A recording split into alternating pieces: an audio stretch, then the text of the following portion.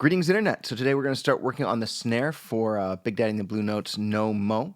I actually recorded this already, but the computer decided to crash and I lost the rest of the drum recordings, which, yay, I have to do it again.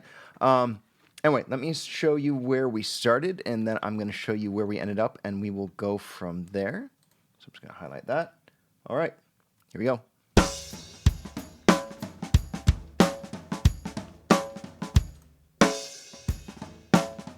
And here's with the processing on, including the reverb.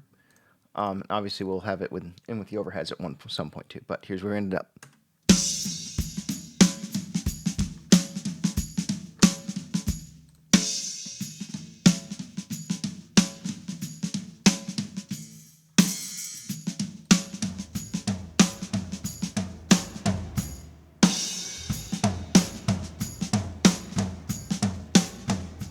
And here's with the kick and snare in there.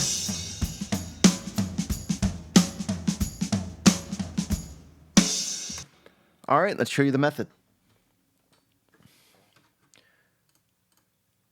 We started off with an REQ6.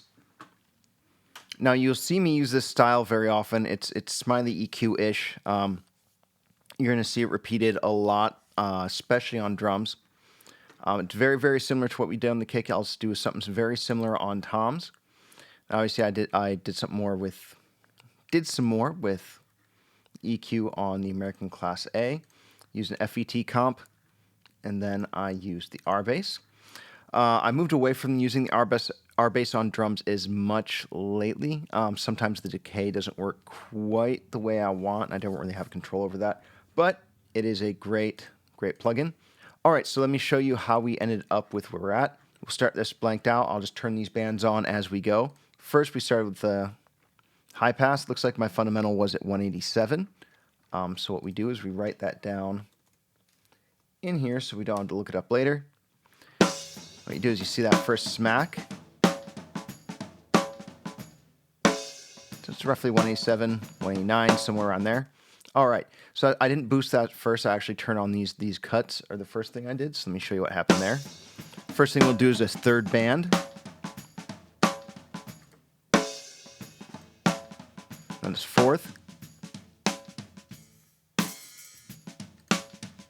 Do a little bit of boost at 3.2. Then I added this 6K for a little bit of snap. Then here's what happens when you add a little bit of that fundamental in as well.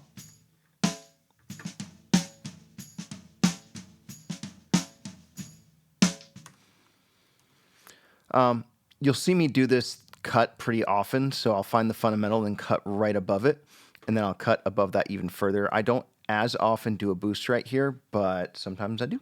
In this case, I did. Okay, after this was the American Class A. We're going to turn off, so I did some shape. I did some EQ. I didn't do the compressor. I did the compressor with the FET. And then I did a fair amount of drive. So let's show you what happened there. That's 7.1. All right, so here is just... So here's with the American Class A off. Here's the little bit of band pass.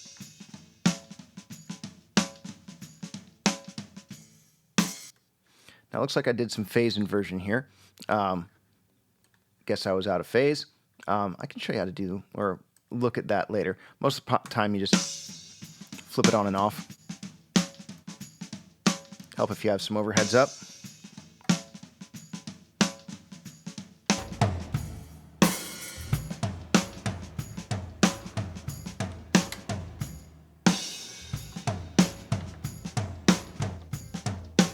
Turn that reverb off. So you can hear the snare turn off.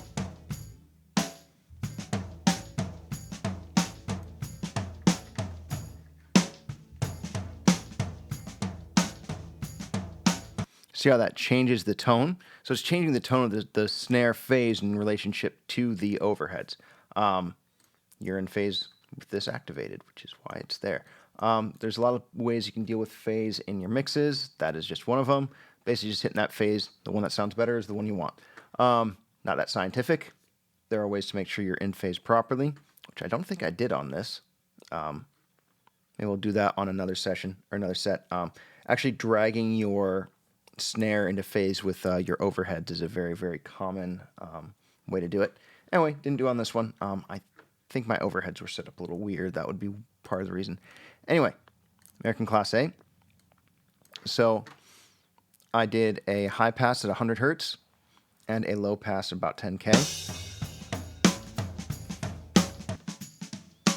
Just bring that down.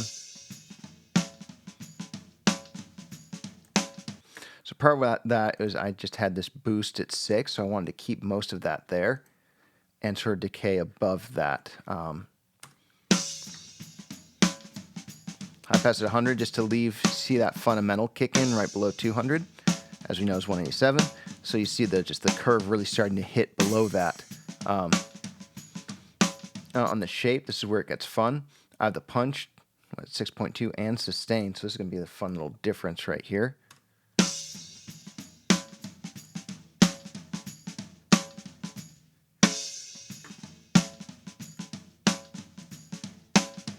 Yeah, just changes the tone of the snare a bit. Brings that attack forward quite a bit, and then here's what happens if we bring this drive back in.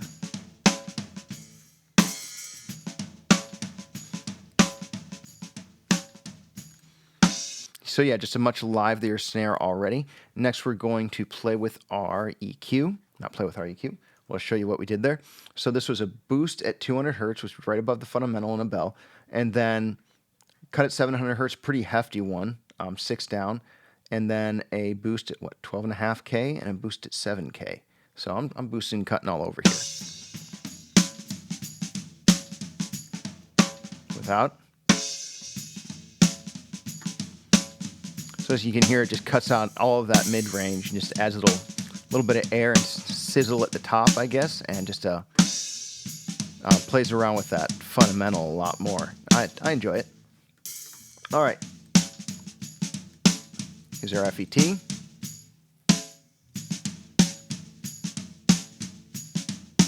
Just some dynamics control. Doing about 60 B of gain reduction. A little bit of drive. 8-to-1 on the ratio, and just having fun with it. And here's what happens if we have that RBass right at that fundamental.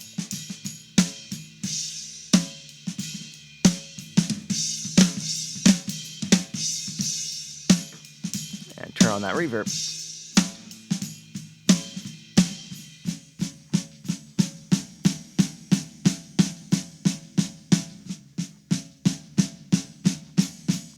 So sometimes I'll use a sample to supplement my snare, sort of like what I did with the kick, except actually the kick's a little... Usually I will keep the kick recording and then supplement with the sample. In this case, I actually, both the main and the supplement are both samples, and then I just kept the vanilla snare, just altered that. And let's hear how this sounds with our overheads again. We'll unmute our kick.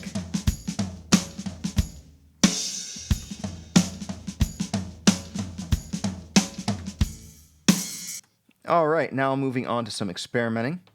We're going to leave the reverb alone. So the reverb, TSAR1, a jazz clip. So typically what I'll do with reverbs, I'm not someone who plays a lot with presets. I think I explained this on another video.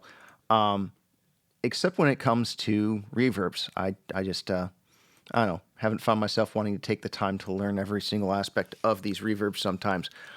So I just pick one I sort of like, and then I just alter it, fun it brighter or darker, or play with my decays and stuff. So this is just an alter off of a jazz club on the TSAR1 and gated snare, or gated snare reverb rather.